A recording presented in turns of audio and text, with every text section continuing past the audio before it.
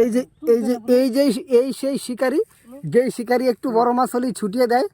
সেদিন আপনারা দেখেছিলেন একটি বড় রুই এখান থেকে ছুটিয়ে দিয়েছে, সেই কারণে আমরা আবার এখানে এসেছি। দেখুন আজকের ওয়েদারটা খুবই সুন্দর।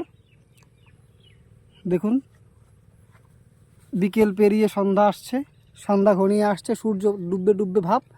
অনেক শিকারি যদিও রয়েছে এখানে, তবে আজকে আমরা মাছ মোটামুটি পেয়েছি, যদিও মাপা হয়নি, সব পরে গিয়ে মাপতে হবে। আর দেখুন আজকে আমরা নতুন একজন শিকারিকে নিয়ে এসেছি, উনি খুব অভিজ্ঞ শিকারি। এনার হাতে মাছ পড়লে অবশ্যই উঠতেই হবে। খুব চেষ্টা করছে, যদিও আজকে খুব চেষ্টা করছে, যদিও আজকে সেরকম সুবিধা করতে পারেনি। দেখুন মালটাকে, মালটা বিদেশ থেকে বাড়িতে এসেছে।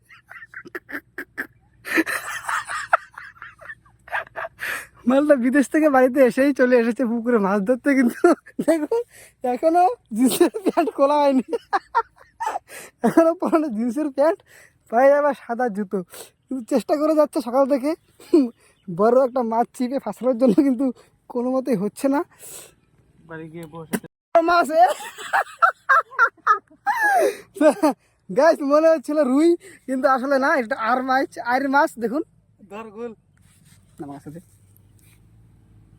দেখুন যখন মাছটা টান দিয়েছিল মনে হচ্ছিল যেন অনেক বড় মাছ, কিন্তু আসলে তা নয়।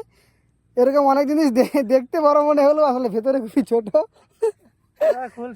তো এই যে দেখুন, এই যে লম্বা ছেলেটি শেষ পর্যন্ত একটি মাছ তুললো, যাও তবুও সাইজ খুব ছোট। ওর যেমন সাইজ ঠিক তাও,